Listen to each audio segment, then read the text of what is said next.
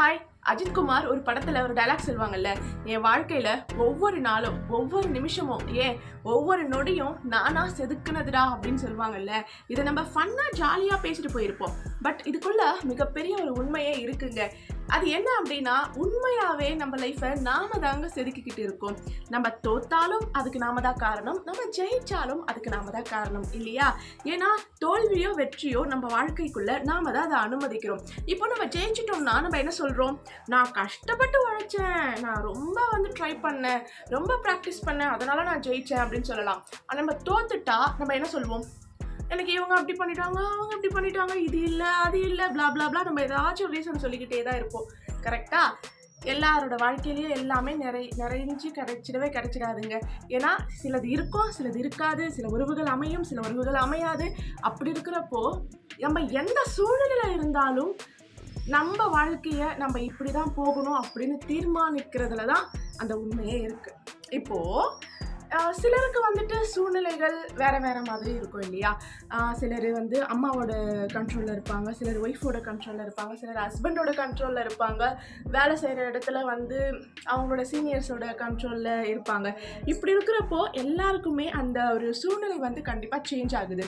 ஆனால் எந்த சூழ்நிலையில் இருந்தாலும், யாரோட கண்ட்ரோலில் இருந்தாலும், அந்த சமயத்தில் நம்மளால் என்ன பண்ண முடியும், என்ன சாதிக்க முடியும், நம்ம நேம் ஒரு ஐகானிக்காக வரணும் அப்படின்னா அதுக்கு என்ன பண்ண முடியும் அப்படின்னு யோசிக்கணும்.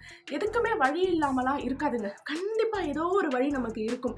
அதை நாம தான் தேடணும். நம்ம தேடுறது நம்மளை தேடிக்கிட்டு இருக்கு.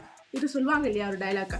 பர்வீன் சுல்தானா அவங்களோட ஸ்பீச் கேட்டிருந்தீங்கன்னா உங்களுக்கு தெரியும். நாம் எதை தேடுகிறோமோ அது நம்மை தேடிக்கொண்டு இருக்கிறது அப்படின்ட்டு. இது ஒரு லெஜண்ட் சொன்னதாக அவங்க சொல்லுவாங்க. அப்படி இருக்கிறப்போ நாம் ஒரு வழியை தேடுறோம் அப்படின்னா அந்த வழி கண்டிப்பாக நம்மளை தேடிக்கிட்டு இருக்குது. கண்டிப்பாக அது நம்ம கைக்கு கிடைக்கும்.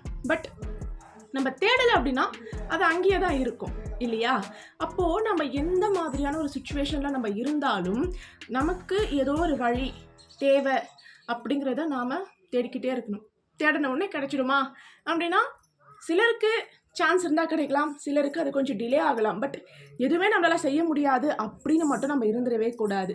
இப்போது ஒரு சிற்பி ஒரு சிலையை செதுக்குறாரு அப்படின்னா அதுக்கு அவருக்கு எவ்வளோ திறமை இருந்தாலும் அந்த சிலையை செதுக்கிற நேரத்தில் அவரோட மனநிலைமை எப்படி இருக்குது, அவரோட கான்சன்ட்ரேஷன், அவரோட கான்ஷியஸ், அவரோட வில் பவர், அவரோட ஹாப்பினஸ், அவரோட இன்ட்ரெஸ்ட், இது எல்லாத்தையும் பேஸ் பண்ணி தான் அவர் செதுக்கக்கூடிய அந்த சிலை வரும். அவர் நினச்ச மாதிரி அந்த சிலை வரும்.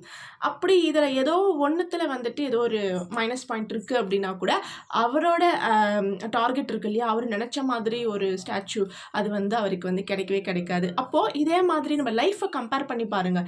நம்ம லைஃப்பில் நம்மளோட பேக்ரவுண்டில் எவ்வளோ பெரிய கஷ்டம் வேணாலும் இருக்கலாம். இப்போ சிற்பிக்கு எவ்வளோ பெரிய கஷ்டம் வேணாலும் இருக்கலாம் அவரோட பேக்ரவுண்டில். பட் அந்த சிலையை செதுக்கும் பொழுது அவரோட மனநிலைமை எப்படி இருக்குது இல்லையா?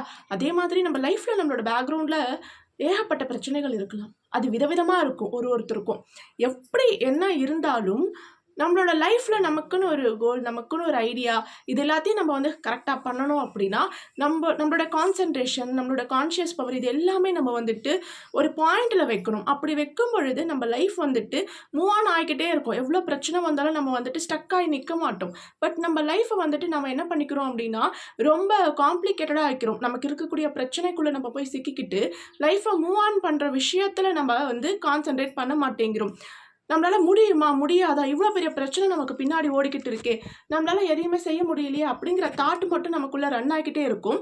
பட் அந்த தாட்டை விட்டுட்டு நம்ம செயலில் இறங்க மாட்டோம். கரெக்டாக? அப்போ என்ன பண்ணணும் அப்படின்னா நம்மளோட கோல் என்னமோ அதில் நம்ம கான்ஷியஸாக இருக்கணும். பின்னாடி எவ்வளோ பெரிய கஷ்டம் வேணாலும் இருக்கட்டும், அதை பற்றி நம்ம கவலைப்பட வேண்டாம். அதை நம்மளால் தீர்க்க முடியாது அப்படின்னா அது ஒரு பக்கம் போய்கிட்டே இருக்கட்டும். எதுக்குமே எண்டு இல்லைன்னு சொல்ல முடியாது. ஒன்று அந்த பிரச்சனை முடியும், இல்லைன்னா அந்த பிரச்சனையை விட்டுட்டு வாழ்க்கை வேறு மாதிரி மாறும். கரெக்டாக? பட் நம்ம அங்கேயே இருப்போம் அப்படிங்கிறது நம்மளோட மைண்ட் செட்டு தான். நம்ம அதிலே தான் இருக்கணும் அப்படின்ட்டு அதையே நினச்சிக்கிட்டு இருந்தால் அங்கேயே தான் இருப்போம். இல்லை மூவ் ஆன் பண்ணணும், அதுக்கு ஏதாச்சும் நம்ம செய்யணும் அப்படின்னு நினைக்கிறப்போ கண்டிப்பாக மூவ் ஆன் பண்ணுவோம், கண்டிப்பாக நம்ம அதுக்கான செயல்களை செய்வோம். கரெக்டாக? ஸோ அப்போது உங்களோட லைஃப்பை நீங்கள் செதுக்கிக்கிட்டு இருக்கும் பொழுது எந்த மாதிரி செதுக்க போகிறீங்க? உங்கள் கனவு இருக்கும் இல்லையா, அந்த கனவு நனவாகிற மாதிரி உங்கள் லைஃப்பை நீங்கள் செதுக்க போகிறீங்களா? இல்லை உங்கள் கனவை நினச்சி கற்பனை மட்டும் பண்ணிக்கிட்டு அப்படியே இருக்க போகிறீங்களா? இது உங்கள் கையில் தான் இருக்குது.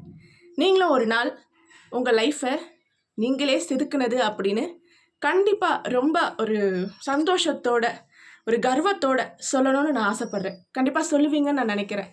உங்களுக்கு அந்த நம்பிக்கை இருந்ததுன்னா கண்டிப்பாக எனக்கு நம்பிக்கை இருக்குது, என் வாழ்க்கையை நானாக செதுக்குவேன், ரொம்ப அழகாக செதுக்குவேன் அப்படின்ட்டு உங்களோட கருத்துக்களை எனக்கு தெரிவிச்சிடுங்க, கமெண்ட் பண்ணிவிடுங்க. வீடியோ பிடிச்சிருந்தால் லைக் பண்ணுங்கள் அண்ட் முடிஞ்சால் சப்ஸ்கிரைப் பண்ணுங்கள். தேங்க்யூ.